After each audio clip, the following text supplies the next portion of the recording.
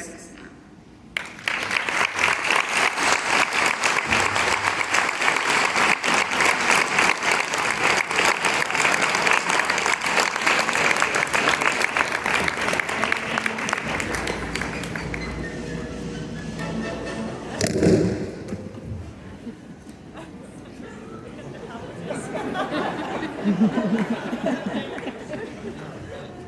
Should I do a selfie here?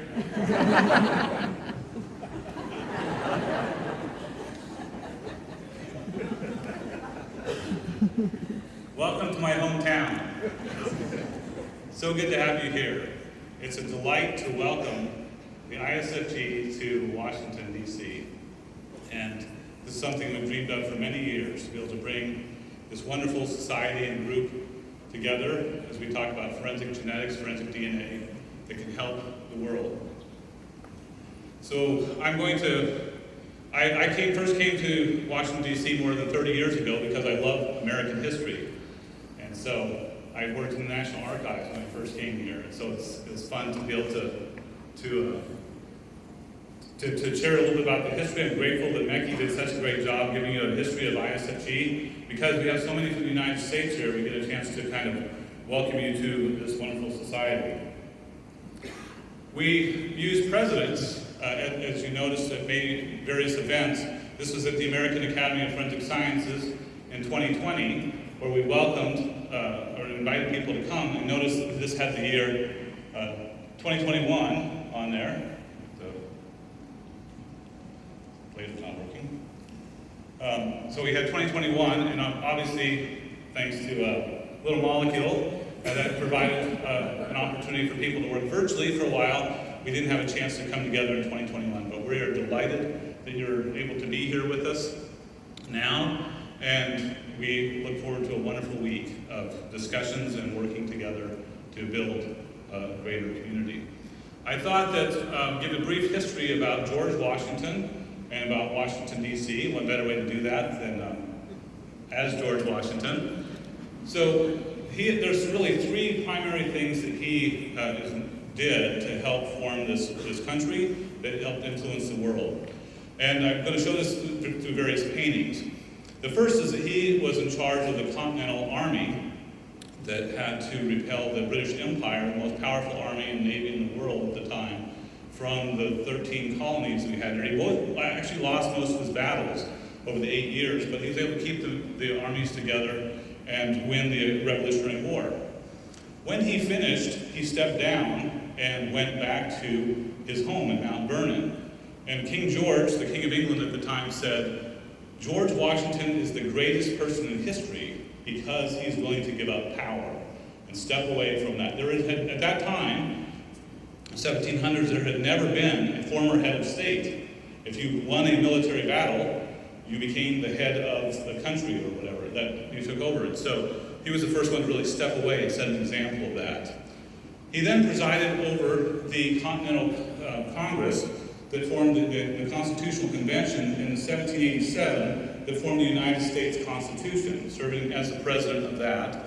And then finally, once the American government was established, he served as the first executive as the president of the first president of the United States for 2 terms. He was elected unanimously both times, the only person in history to ever have done that, and served from 1789 to 1797. And then he went home. He went back to Mount Vernon and passed away several years later.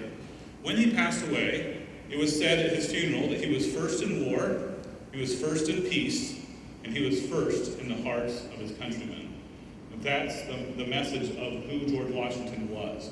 So when you have a chance to see something like Mount Vernon, this is the home that he went to. He inherited this at age 20 in 1752 from when his older brother passed away.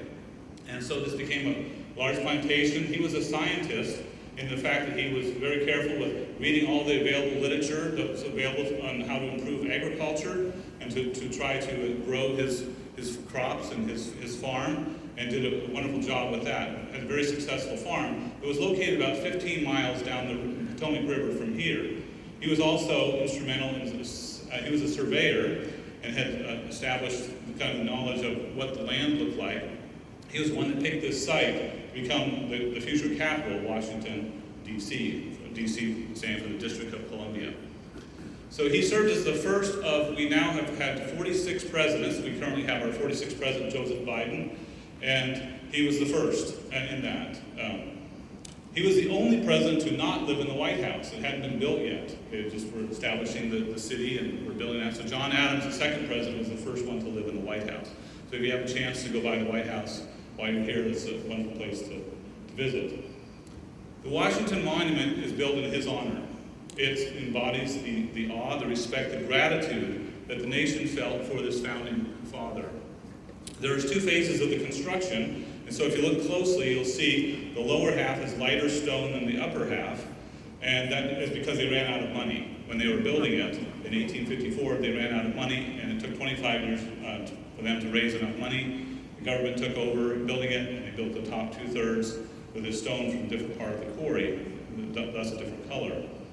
So since we like to talk in metrics, it's 169.26 meters in height. That was actually measured by NIST, where I work, the National Institute of Standards and Technology.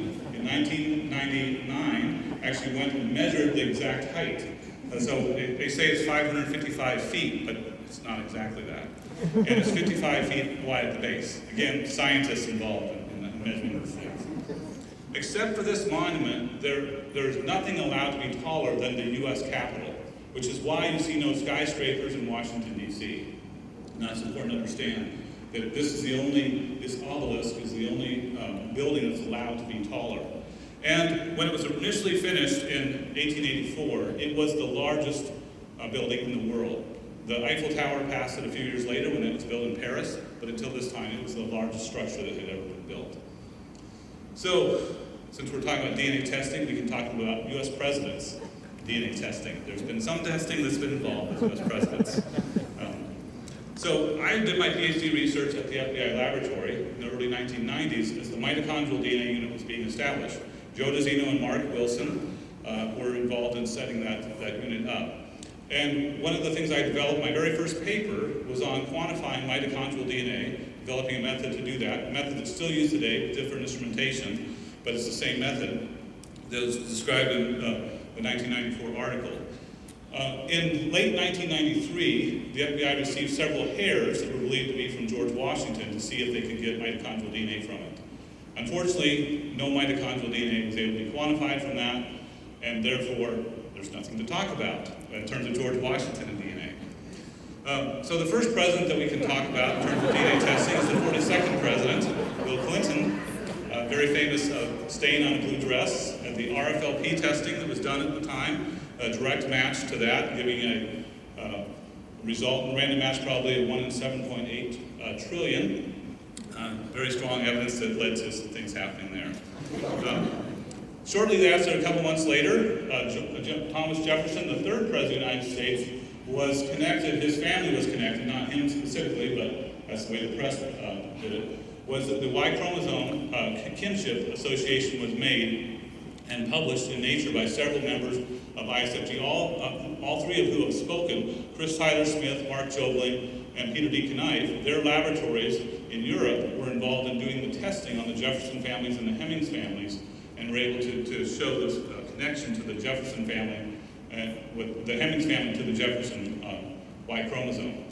And so again, they've all spoken and been keynote speakers at ISFG in the past. My very first ISFG in Europe in 2001, Chris Tyler Smith spoke there. It's really fascinating to hear about some of his work in Y chromosome. The last president I'll talk about is the 29th president, Warren Harding.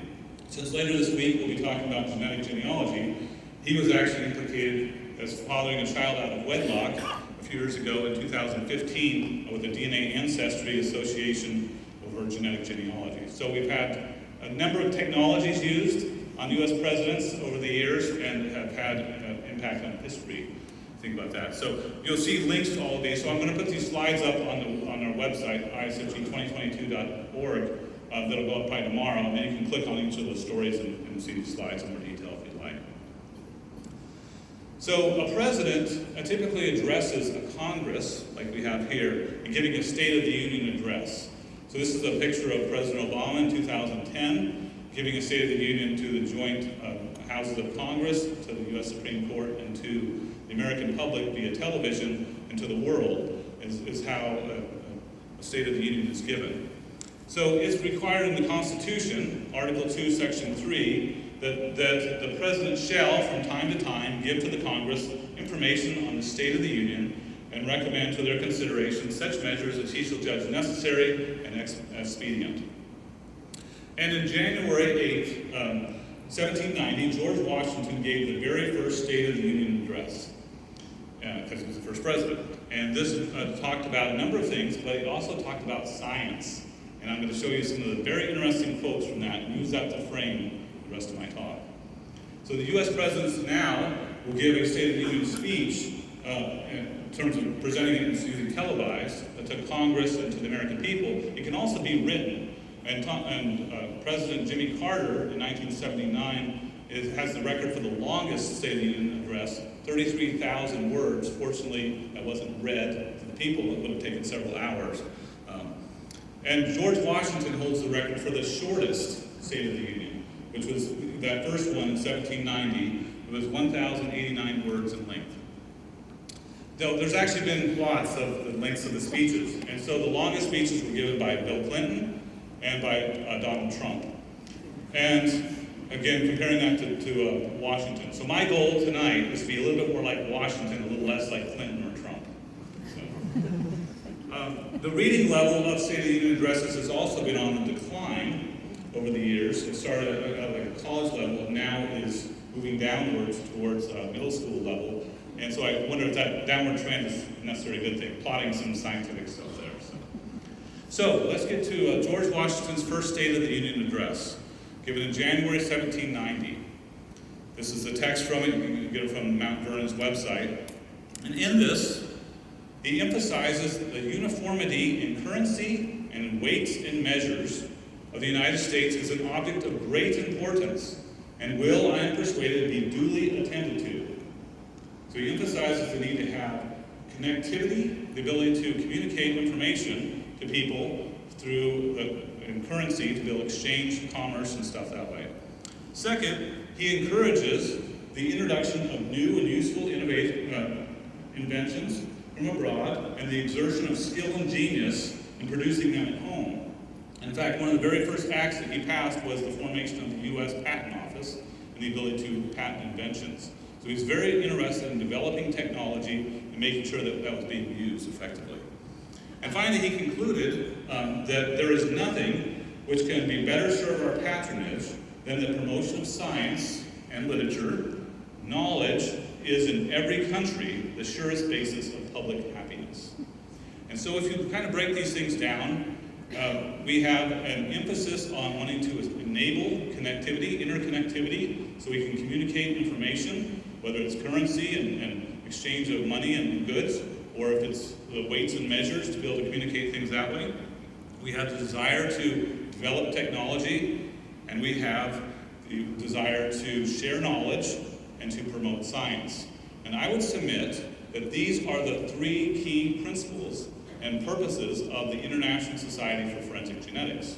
And so tonight, I wanted to give a shout out to the things that Washington pointed out. And since I work at the National Institute of Standards and Technology, this is where he really emphasizes that we need to have weights and measures. It's of great importance and will be duly attended to. Well, it took another 110 years before the formation of the National Bureau of Standards, or NIST since 1988, as it's been called, to create an institution to be able to look at uniform weights and measures. And this is the words that are printed on the wall in our administration building, that this should be a scientific work of the government to the establishment of an institution proposed in this bill, which is to establish the National Bureau of Standards.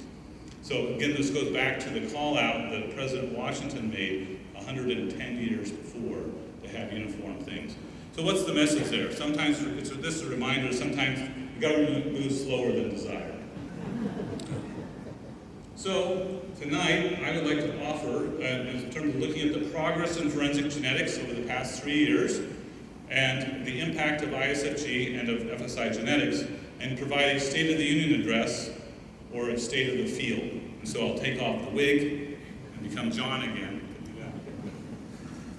Okay, so I previously gave a written State of the Union in the January issue of 2021 and FSI Genetics. And in here I just presented a brief message from the President. And this is where we first announced that the ISFG 2021 was going to be moved to 2022, and we're holding it now. We talked about a virtual summer school. Many of you participated in that, and that was an opportunity for people to learn virtually around the world about forensic genetics. We talked about a group in Germany that was developing a way to track DNA transfer. An excellent database that's been developed. There's some work that will be presented here at this meeting on that topic. Peter Gill's and colleagues' book, The Forensic Practitioner's Guide to Interpretation of Complex DNA Profiles, is discussed there, and mentioning that Peter has donated the royalties from that to the ISFG to help with education. And so we'll talk about that a little bit more in the General Assembly on Thursday night. But thank you, Peter. Thank you to all of your colleagues for that. And then finally, we published the recommendations from the Italian working group that had been prepared by them, sharing those things. So just, again, as Mekhi has mentioned about the history of ISFG, these are some of the things that they did in this written State of the Union. So I would like to use George Washington's 3 principles I laid out: enabling interconnectivity, developing technology, and sharing knowledge and promoting science, to discuss what's been happening in the last 3 years in our field. So these really, as I mentioned, are the purpose of the International Society for Forensic Genetics. Of course, interconnectivity, it benefits DNA databases and quality controls, depend on common allele nomenclature, core loci, commercial kits, reference materials, collaborative exercises, documentary standards, other guidance documents, in order to allow that interconnectivity of information.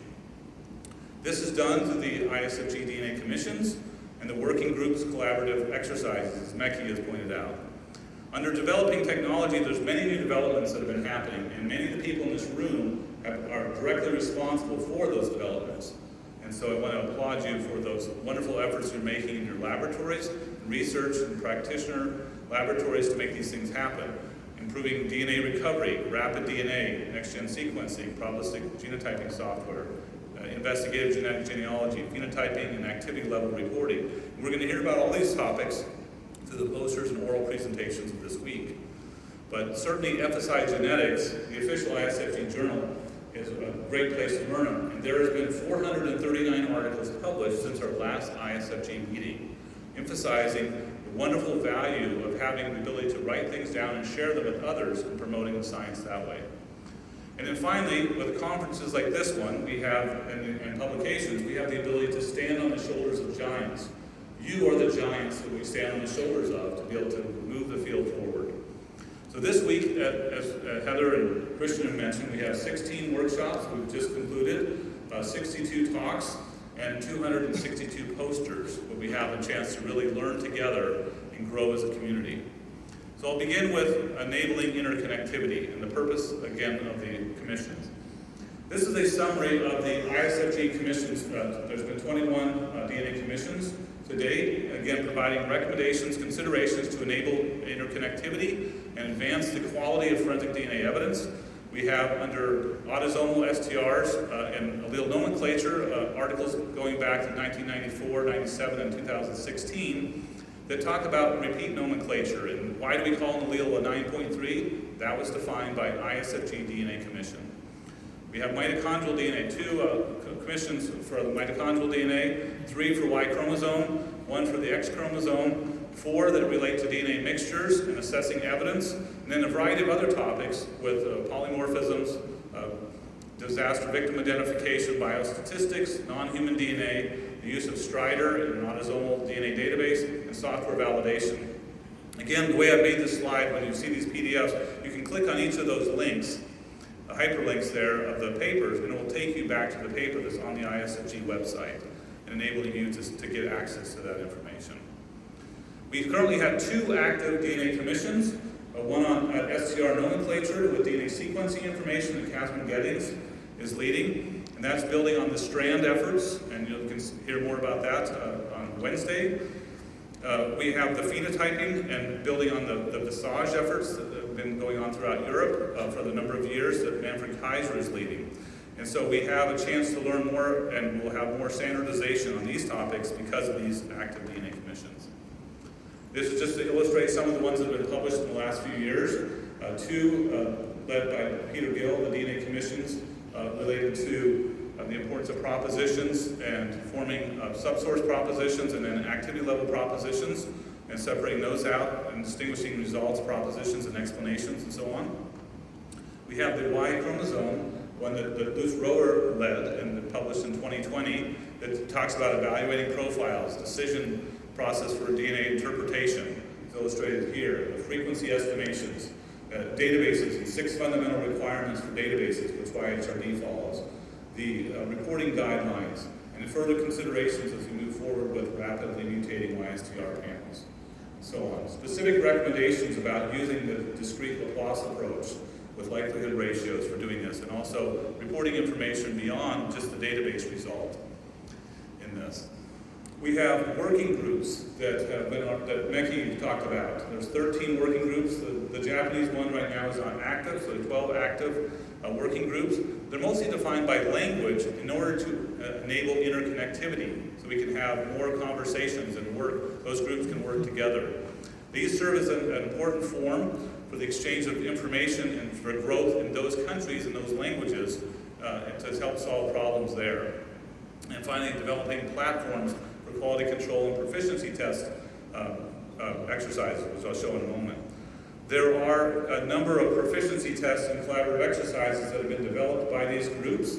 The Italian group, the Spanish-Portuguese group, the English-speaking working group that does relationship testing every year, and now the CADNAP, the canine, does a proficiency test as well.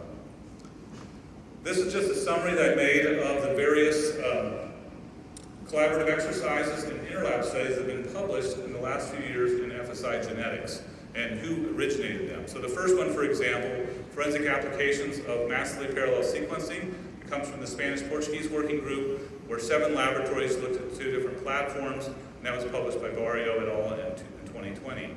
One on XSTR mutation rates from 16 labs that Leonor Guzmeo and Pinto et al. Led in 2020. Body fluid ID, mock casework with messenger RNA, methylation, and so on. And then the last one being the relationship testing, proficiency test that is done every year with the English-speaking working group. You can come tomorrow if you want to hear more about the results from this year in the English-speaking working group tomorrow night. Okay, let's move on to developing technology. Again, this is the primary purpose of publishing FSI genetics.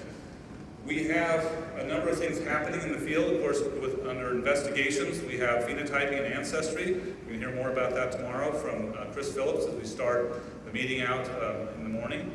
We will hear more on Friday about investigative genetic genealogy and efforts that can be done with GEDmatch and other tools that are available there. A number of method improvements. As you go and look at the posters and you hear the talks, you'll learn a lot about the things that are being improved all around the world in various labs, and process mapping and robotics and all kinds of things that are happening.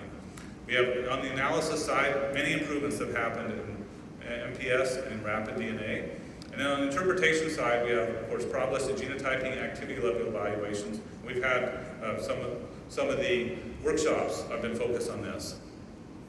So these advances are recorded in the literature, so as Isaac Newton famously stated, we can stand on the shoulders of giants to see further. So there's been 439 articles published since the Prague ISFG meeting in the journal. There have been 18 volumes, 18 issues, 439 articles. So what I do when I post this presentation, I'll post along with it an alphabetical listing of all those articles, so you can go and see those in more detail if you haven't already seen those. But I'm working on breaking those up into categories and doing further analysis on that. If you look at the overall journal, and we'll hear more, those who attend the General Assembly on Thursday night, we'll hear more from Angel Caracedo about what's happening right now with the journal. But just giving an overview of the journal, there have been 16 years now that we've had FSI genetics, 60 volumes, 86 issues, and 2,343 articles that have been published.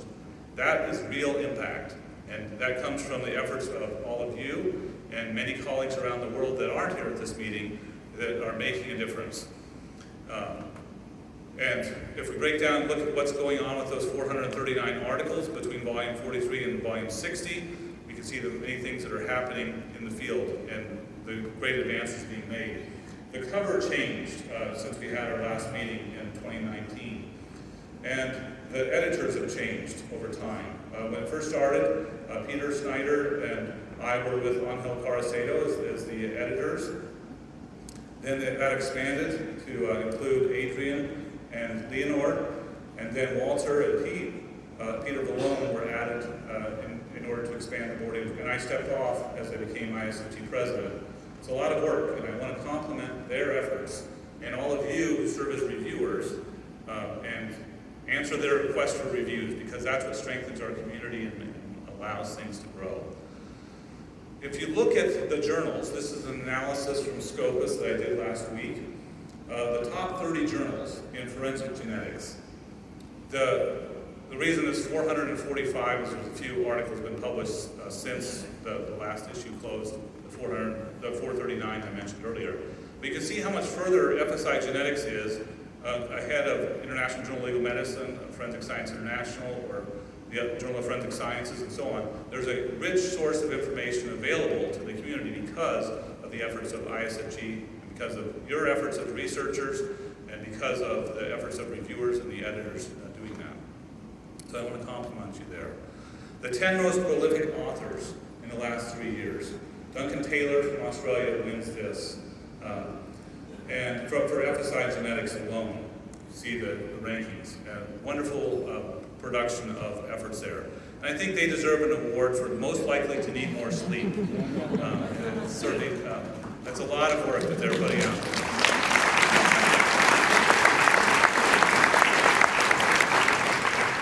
If you look at the bigger picture of what's happening in all the journals, then Walter wins out, as Bruce and so on, and Duncan falls number 4 on that. But it just shows that as you have collaborations and things are happening outside of FSI Genetics in other journals as well, there's wonderful things that are happening throughout the community because of your efforts. There's also a number of recent and forthcoming special virtual issues that are happening with in forensic genetics. They're happening in the journal Genes, and I just list some of the ones here, and these are all hyperlinked to those if you want to go see those. And I know there's several that are open for receiving further comments. The one that Niels Morling put together that was just finished has 25 articles in it. It's been included now as of a month ago as a 518-page PDF that puts them all together. And you can buy it as a $130 as a printed book if you want it. Or you can get the articles for free on the website. Just like what's that link. But the point is that there's a lot of information that's coming out because of the efforts of ISFG members and others around the world that are adding to this knowledge. The NIST is involved with the OSAC, with the Organization of Scientific Areas for Forensic Science, and which is a group of more than 600 people putting together standards in a variety of areas. There's a human forensic biology group, subcommittee, and what they've done is they've identified 18 specific research and development needs that are out there. And so the first one I just used to illustrate, and I put a link there. If you weren't aware of this, this is something you go to the NIST website and get the information on each of these. Each of these comes with a little description of what's the need out there. And many of the publications and the things that you'll learn about, the presentations at this meeting, directly address those R&D needs. So I would emphasize anybody that's here from OSAC, pay attention to the things that are happening in this meeting. So I just did a breakdown on the first one, which is applications of the microbiome in DNA transfer and human identification. How much is happening in FSI genetics and in this meeting on this topic?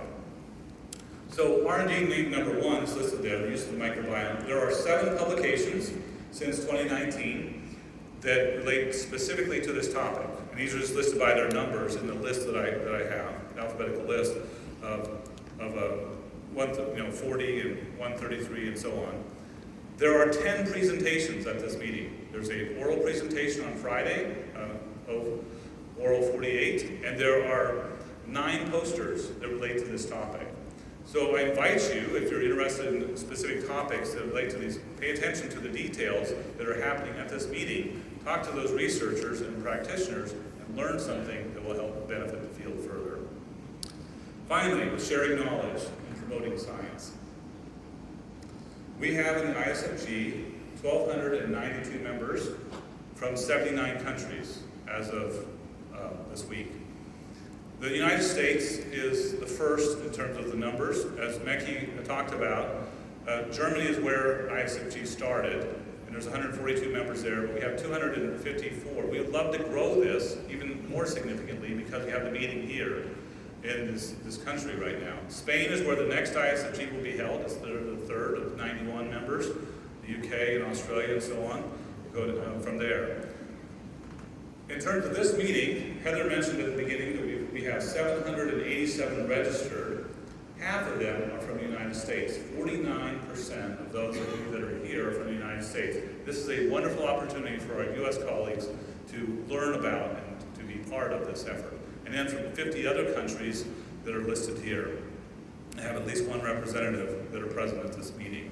And we have coverage from 32 states. It'd be great if we had all 50 states, but we have 32 states represented here. Now, comparison, and this has been mentioned by Heather and by Christian, in terms of where we compare numbers-wise and country-wise and so on. I broke down just to illustrate the number of abstracts that we had are much lower. And one of the reasons this is, the primary reason this is because as an ISFG board, we decided we want to improve the quality of the posters. You'll notice that in Prague, there were 637 posters. It's impossible in a couple days to look at and really digest 637 posters. I see Tim Clayton nodding his head there. Absolutely. So we decided we're going to concentrate them and emphasize and encourage people, give your best effort in a single poster, and then we can have something that will be even more meaningful in what you get there. So we have most workshops, as has been mentioned, and it's a wonderful opportunity to come together and learn from each other, promote the science, and improve the education there. We have the conference proceedings. You should have received an email today. We apologize it took so long to get Elsevier to send out that email, but we have 19 so far that have agreed to write articles, and so we hope that will continue to grow over the next few weeks. Those are due by the 19th of September so that we can start building that proceedings.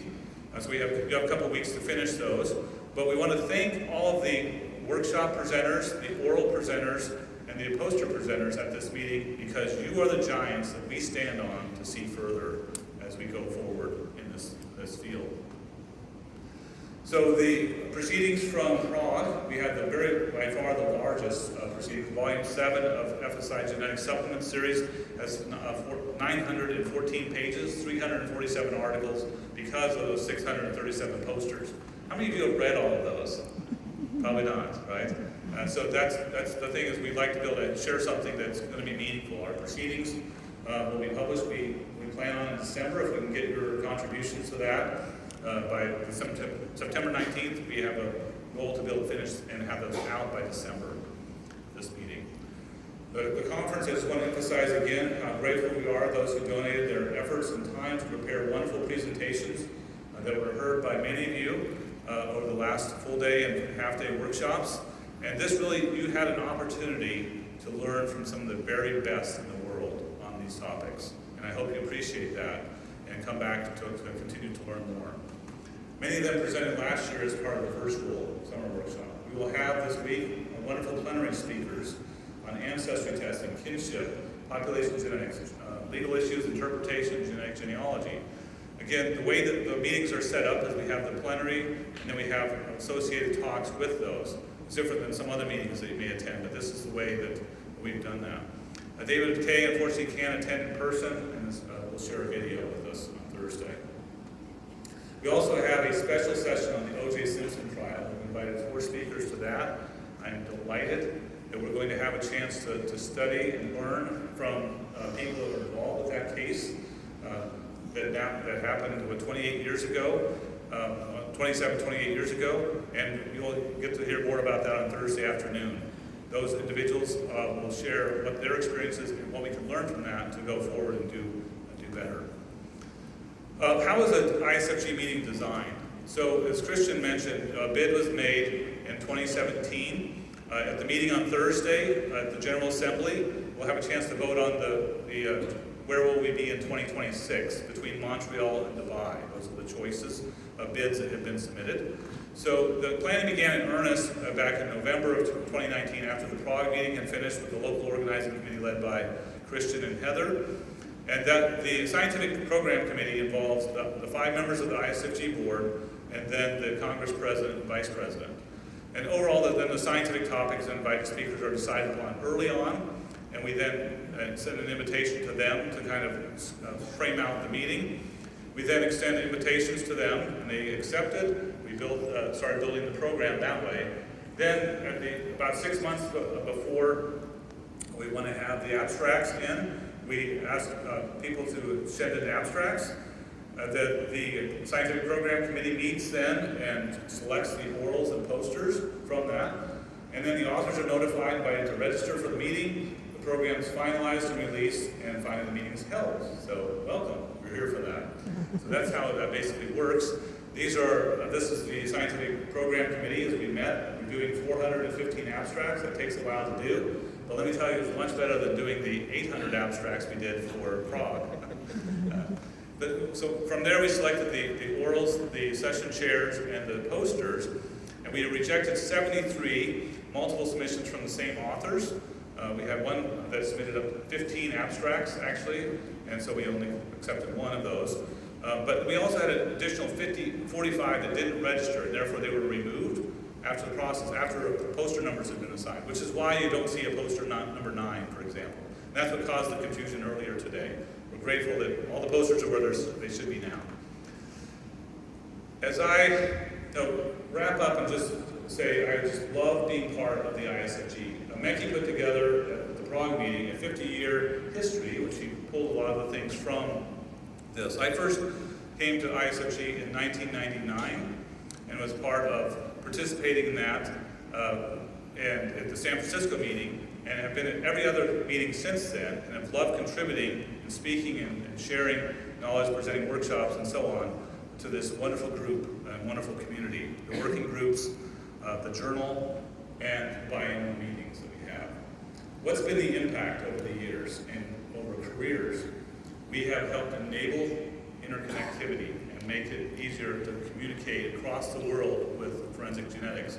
We have developed technology together as a community. We have shared that knowledge, and we have promoted science by the efforts of the ISFG.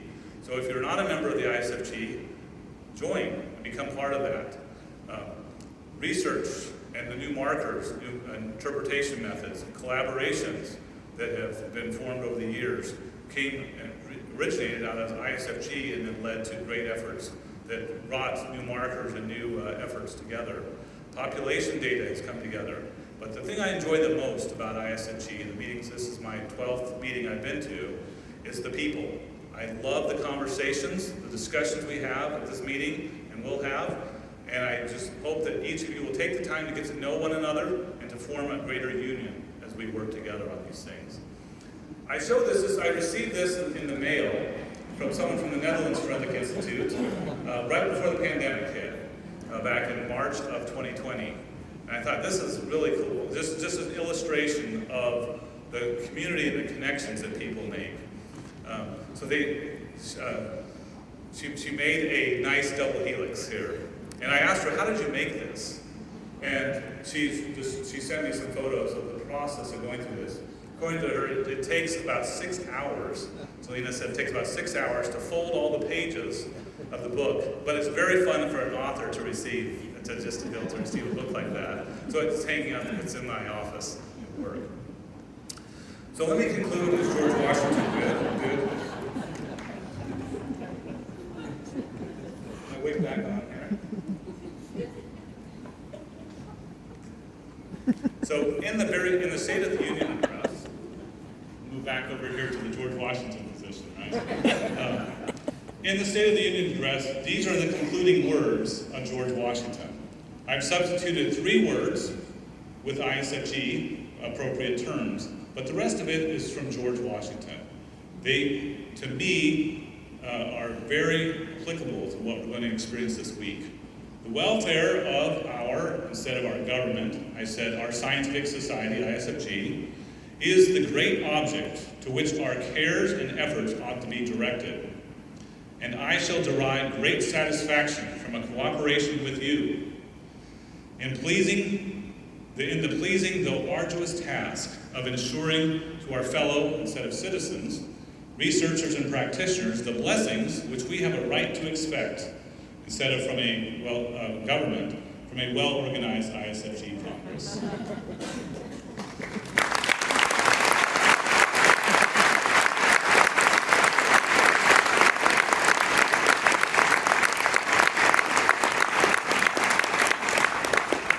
Again, I just want to thank our sponsors, the exhibitors that are here, the wonderful local organizing committee and all the efforts that have been made. You get to know them better throughout this week. And I've included a thank you slide in all the languages of ISFG. So, thank you for your attention.